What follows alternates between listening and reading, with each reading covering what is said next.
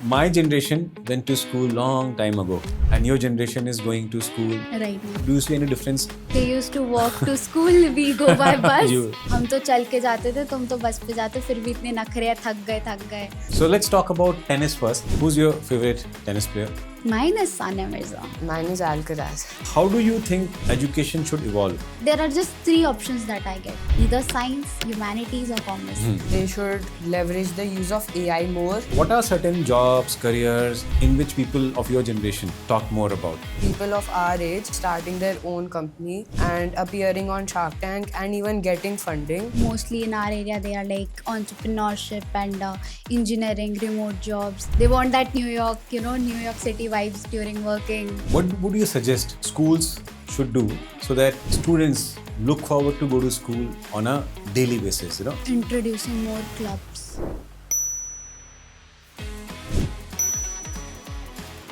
So which is one strength that you relate with the most?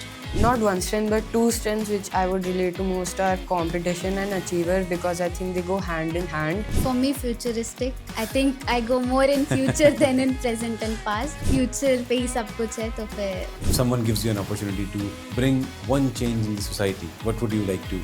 I think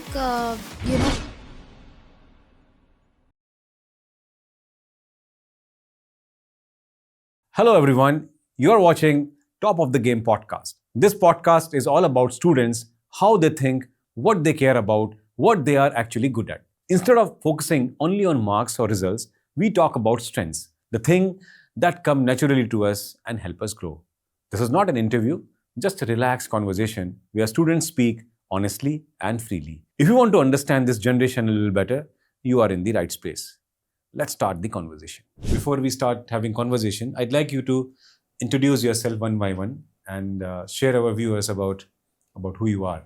I'm Jigyasas and I'm currently in 11th standard at Ryan International School, Noida. And my hobbies are playing tennis and listening music. I'm Parthav of Genesis Global School, currently enrolled in the IB MYP program of 9th grade, and I like to play tennis and I like art as well. So Jigyasa also, both of you are also connected Tennis. through tennis also. Yes. So let's talk about tennis first and then we will talk about strengths and other stuff, because that's something which is an area which you all know a lot, and so therefore, how did you get introduced to tennis? Who introduced you to tennis? Actually, I was introduced by mom. Like, she was like, I love this game tennis and I think that you should play.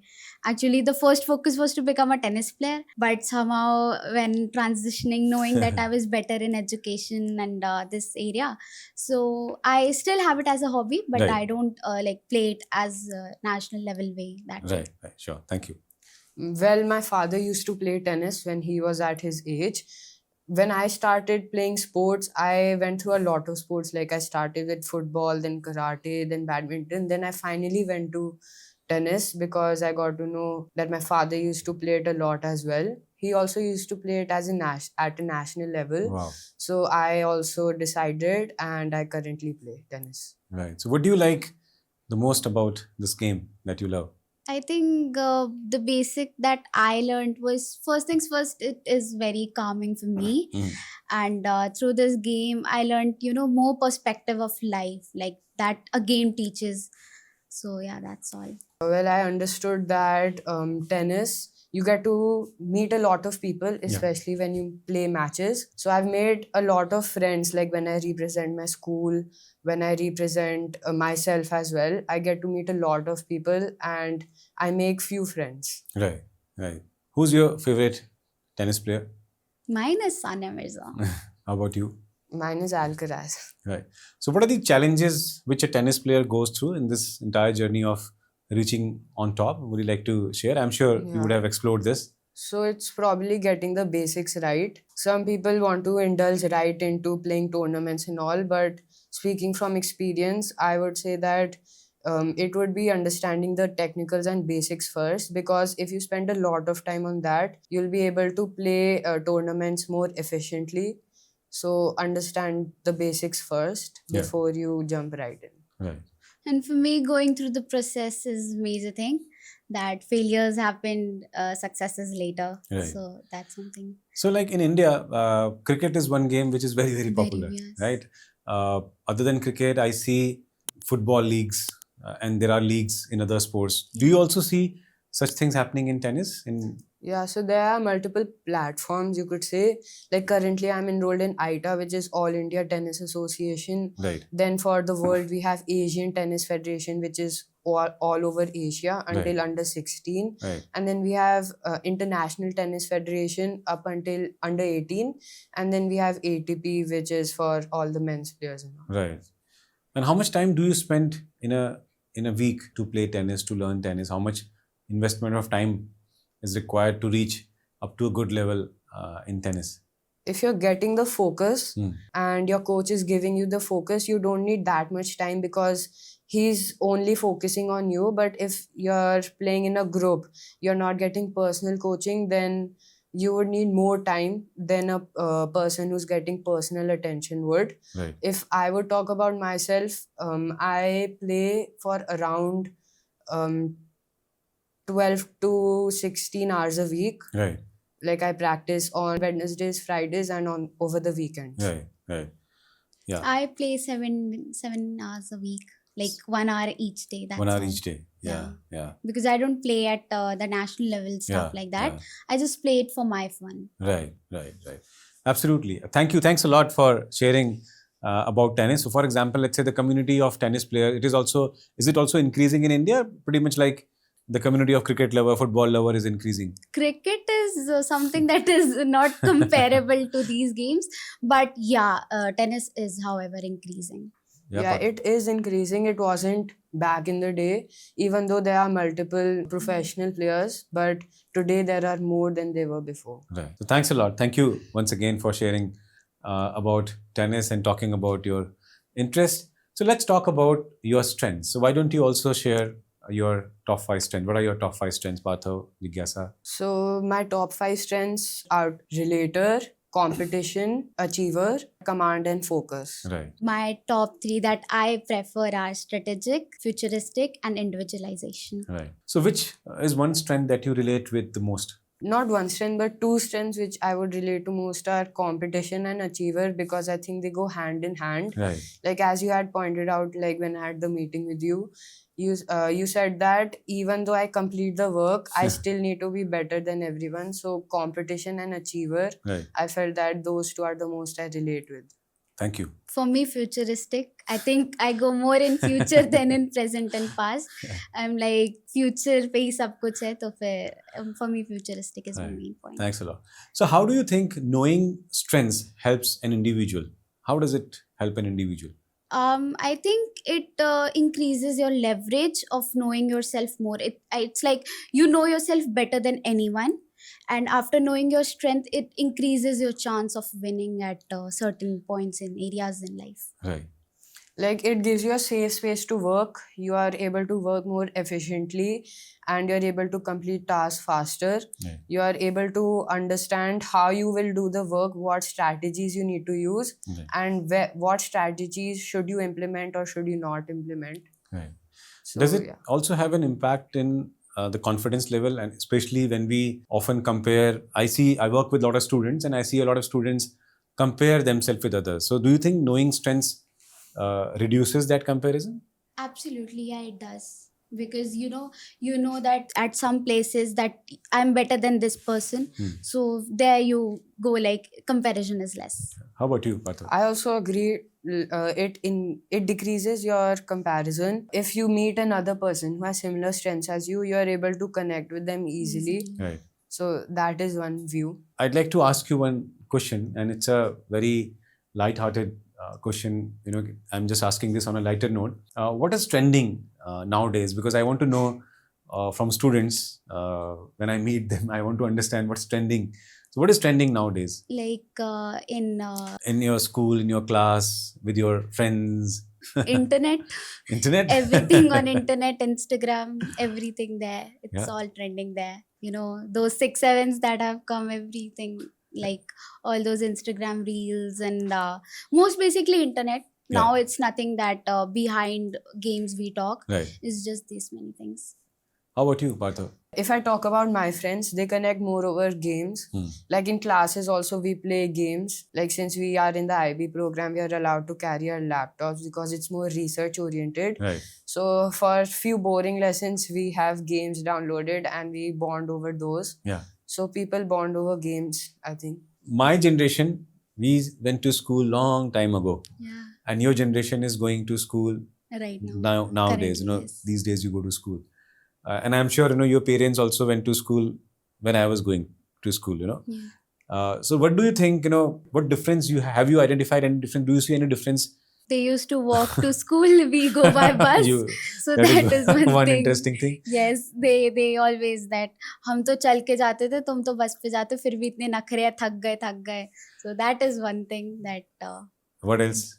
Like they used to invite friends to their house more frequently than we do. We usually are more online and we talk with our friends. They used to meet offline. Right.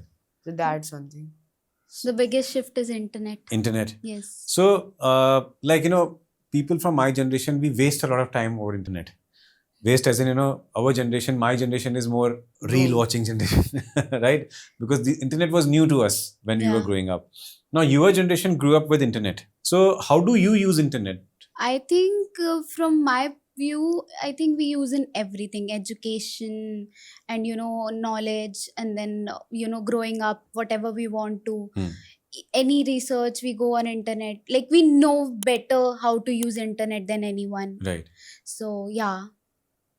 We are able to gather more information quicker than they are. Like they still come to us for help. Like do you ये PPT बनानी है, you need to make this PPT for us, you need to make it for our company.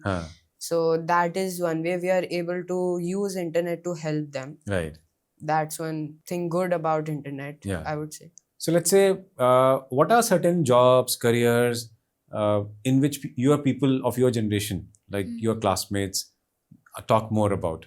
For mine, I think they are like, as I am a science student, mostly in our area, they are like entrepreneurship and engineering, remote jobs. They want that New York, New York City vibes during working. Okay. So that all. Okay. How about you, Parthav? So I was watching the Shark Tank episode, and for 3 episodes straight, there were Gen Z people who are coming with their own ideas. Like people of our age, 14 to 15 years of age, starting their own company and appearing on Shark Tank and even getting funding. Right. So I would say people our age are more inclined towards starting their own company rather than working for someone. Right. So yeah. They're more independent seeker.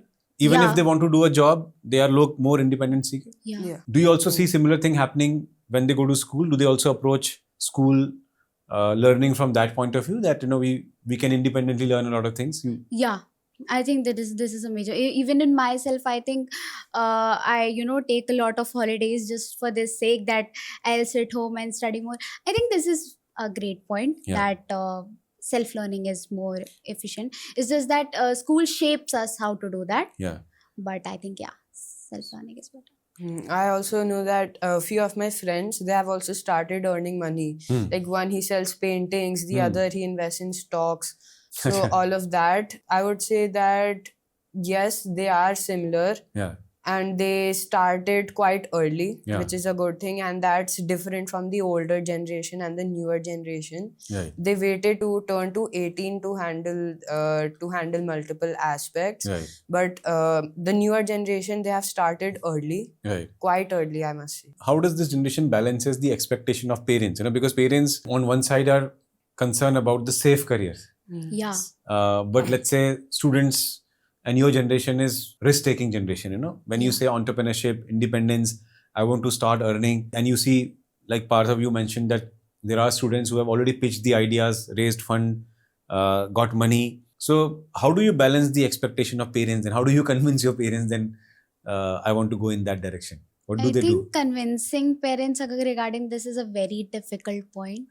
Because as you said, that safe side, they also think that college jao, degree le lo, and then you have a safe career, uske baad jo karna hai karo.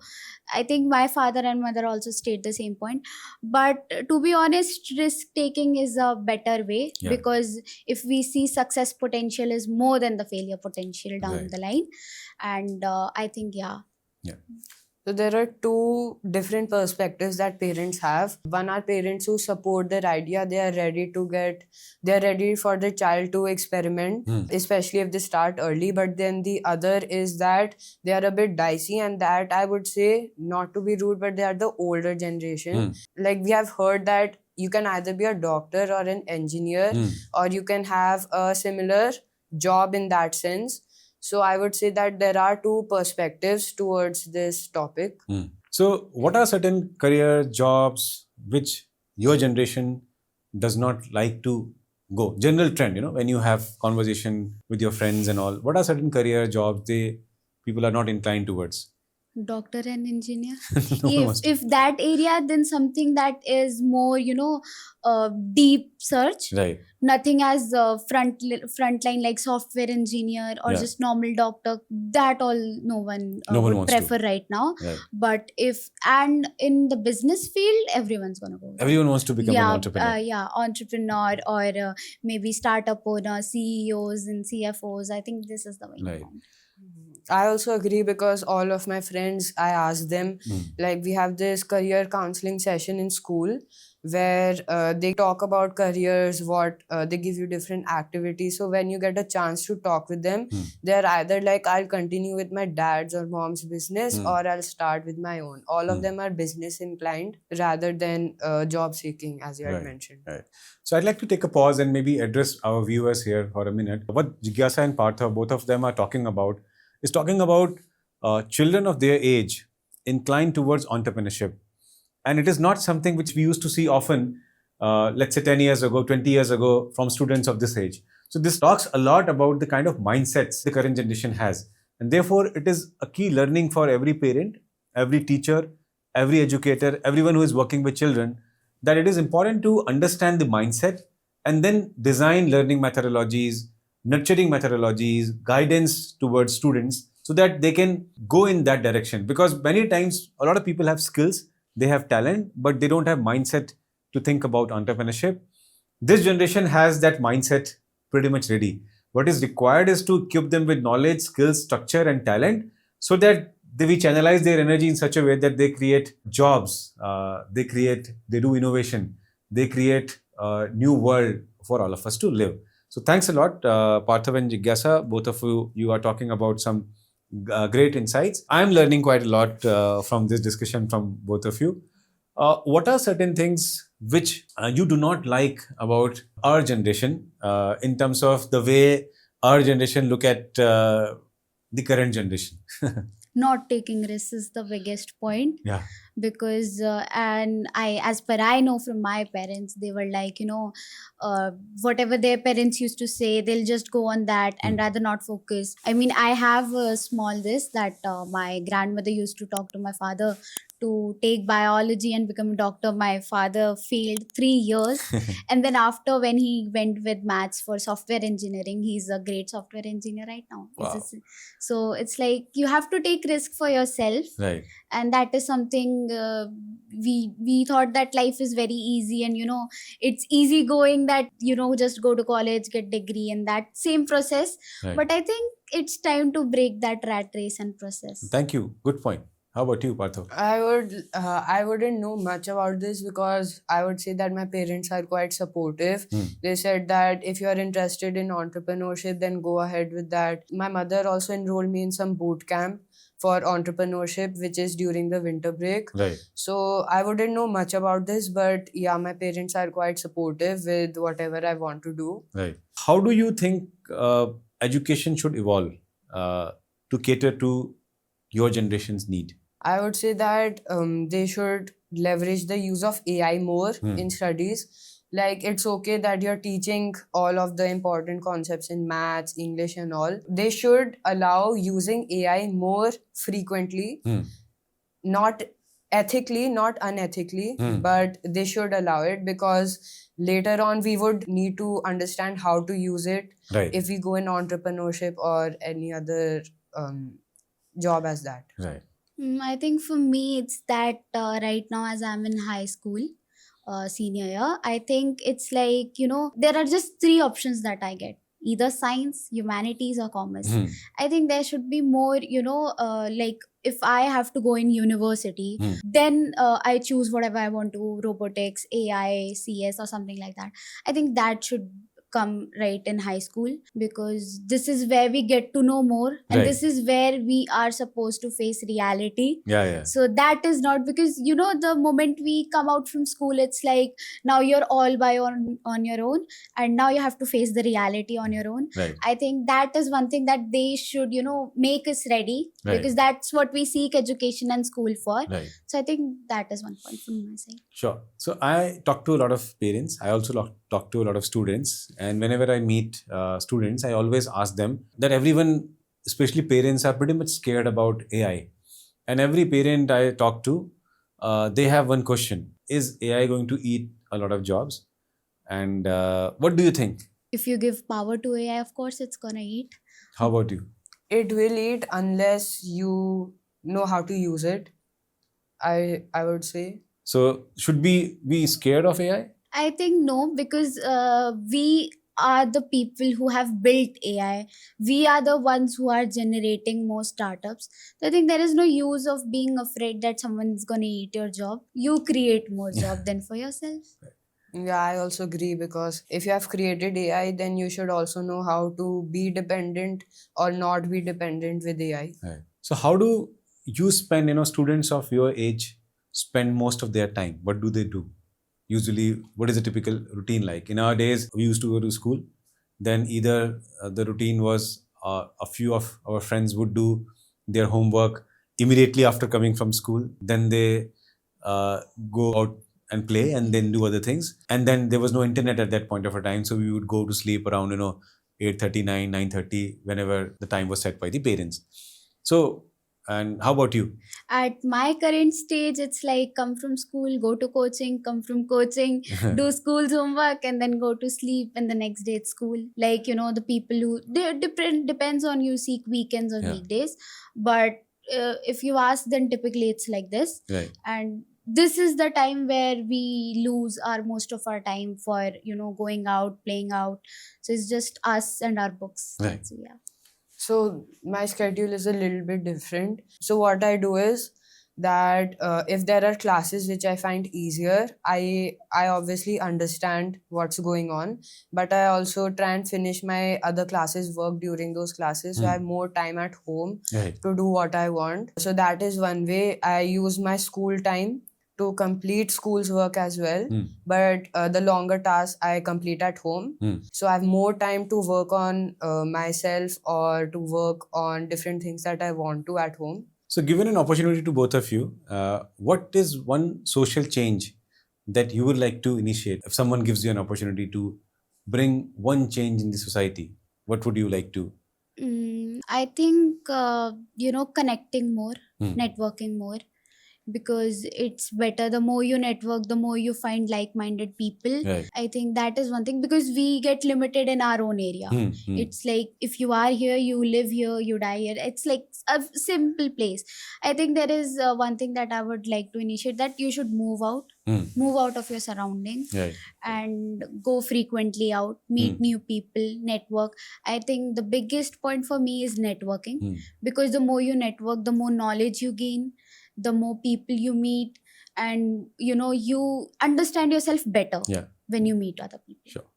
Similar to that, if we were to take an initiative, it would probably be building a boot camp or initiative that involves parents, not students, that involves parents to understand that risk taking is important, especially for this generation. Right. So one solution or one initiative would probably be that. So I read a research report a few days ago, and this research report was published by the chairperson of Gallup. Gallup is one of the largest research organizations in the world. And he mentioned in his research that Gen Zs are lonely. They want more connection, more communities, more people.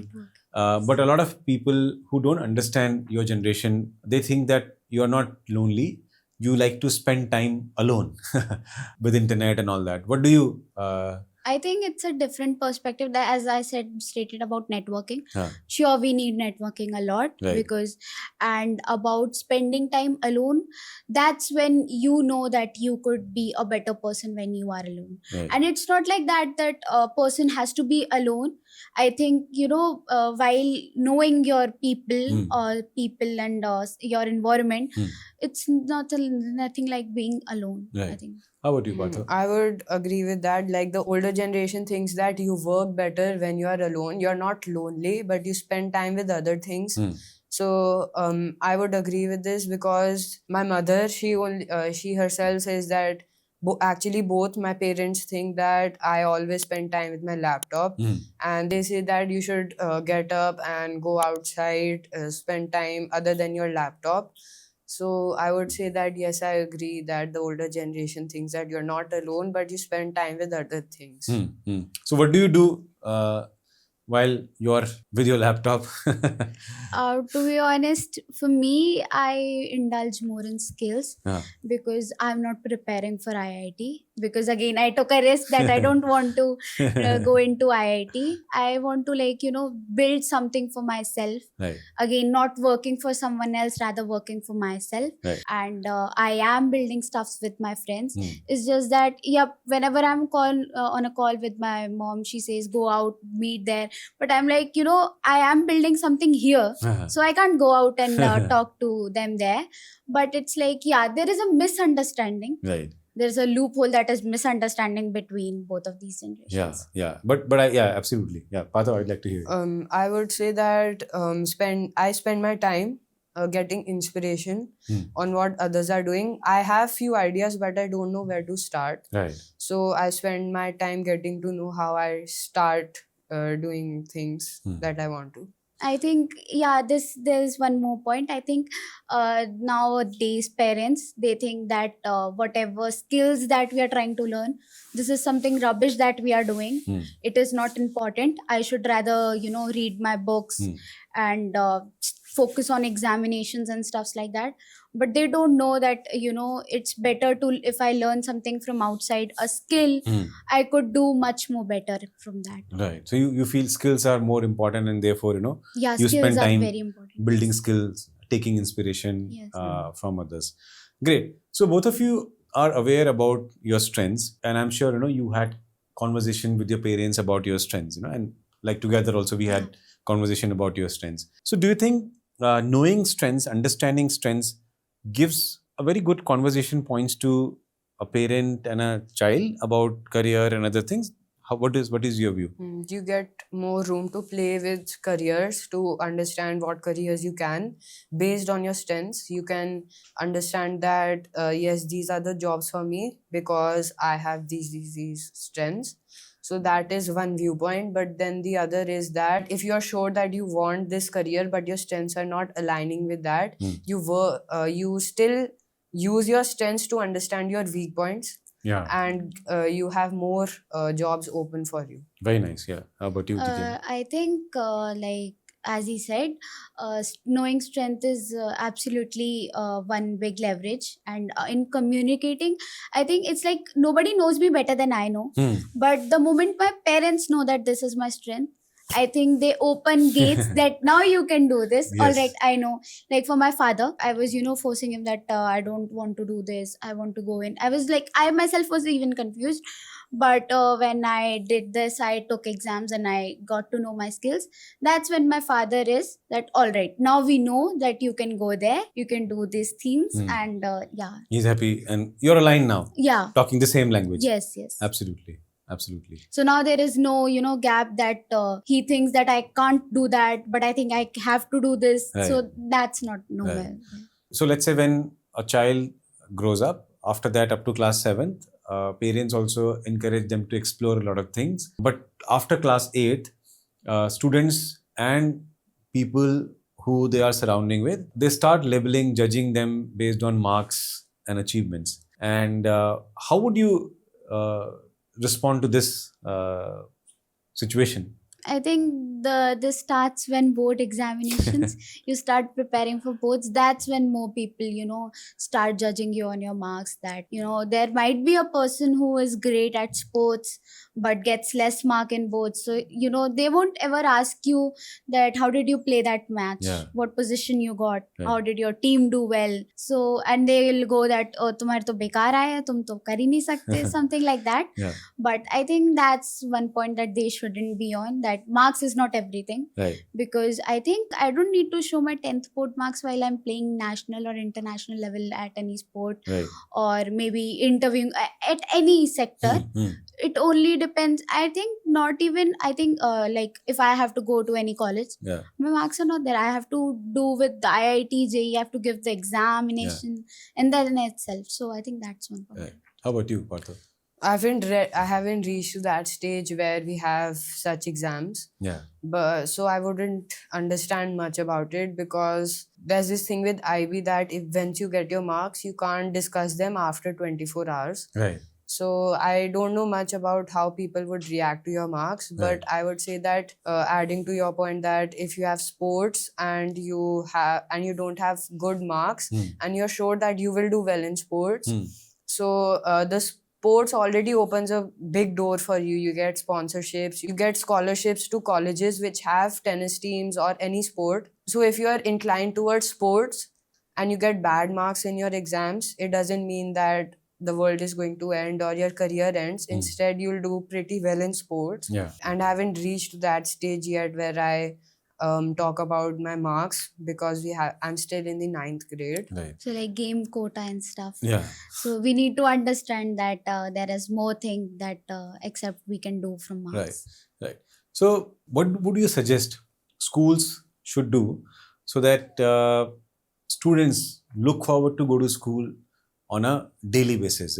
I'm sure whether you like going to school or not, it's your personal choice. But let's say, what should schools do or educators do so that schools become such place where every child is looking forward to go to on a daily basis? Introducing more clubs, in which sector they are, like music clubs or business clubs or entrepreneurship startups clubs, where they accept the books that I study, like physics, chemistry, maths, except that I get open to up more reality of careers out there. Right. So that if I like music, I can look out what production is. So that's one thing, because now I'm not going for physics, chemistry, maths and stuffs like that. I'm going out there because I have a club to attend.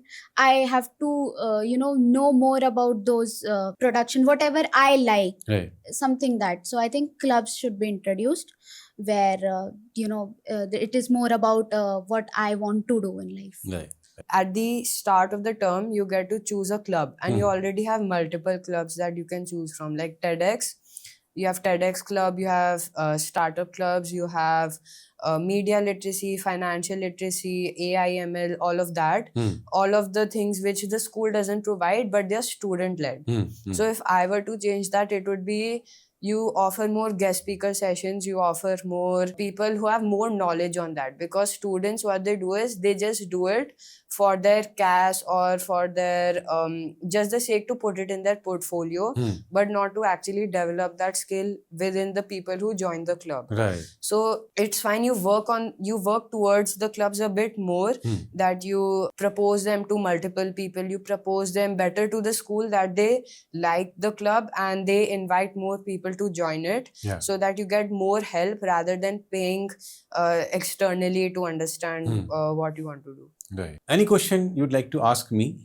How was your transition from corporate to this entrepreneurship finding? No, Strength it's Master? no. Thanks a lot, first of all, for asking this question. So my transition has been really, really good, and I think strength played a major role in my transition from working in a corporate world, and I was doing very well when I was working in corporate world.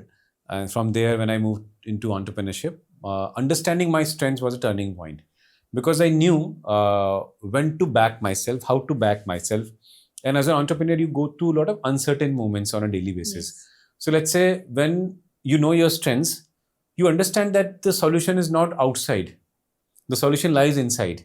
You just have to reflect, like you understand various dimensions of strength, Yeah. how it can support us, and like basement, balcony, everything you understand, right? Yeah. So I understand any feedback that comes to me, and I'm able to act on that very, very quickly. And it makes me certain, irrespective of the uncertainties I'm always surrounded with. So that if I was not aware about my strengths, perhaps I would have never started entrepreneurship, because I would have never understood who I am from the lenses of my strengths. I would have never understood that, okay, these are certain things which I'm really, really good at. And therefore, if I start backing myself more, I can do really good and I can enjoy. It's not always about, how much money one has made. It's all about, like you said, seeking independence, Yeah. trying to do what you really like, and trying to live a life, which you really want to do. So that transition has happened, and strength plays a major role in that transition. I have My- one more question. Hmm. That how, like, when you made up your mind for transitioning to entrepreneurship, what was reaction of people around you? So a lot of people doubt it.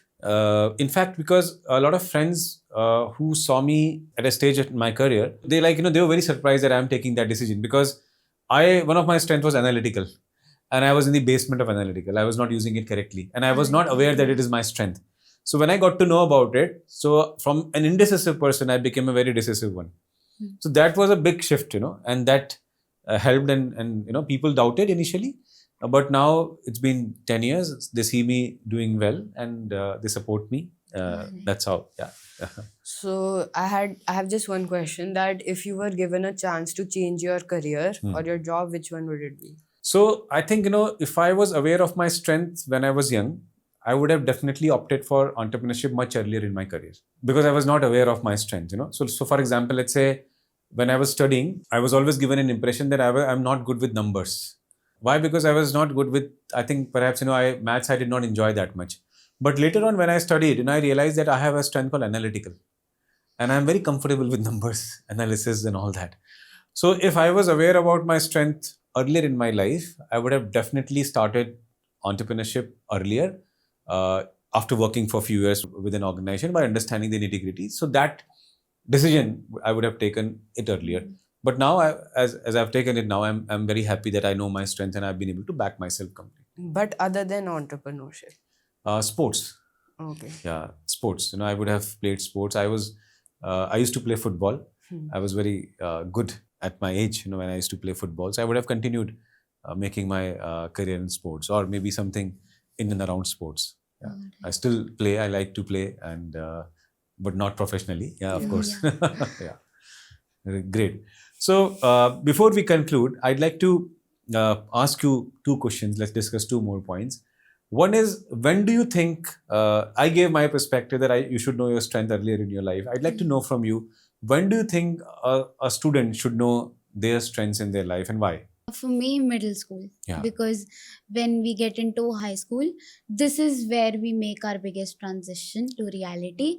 And this is where I have to make decisions for myself. Like, if I am seeking independence from my parents of going out somewhere or something like that, I need to be independent about myself. I need to be independent on how I'm going to play with my own career and stuff like that. So I think you should know in your middle school, and the sooner the better. Yeah. So the better it is. Sure.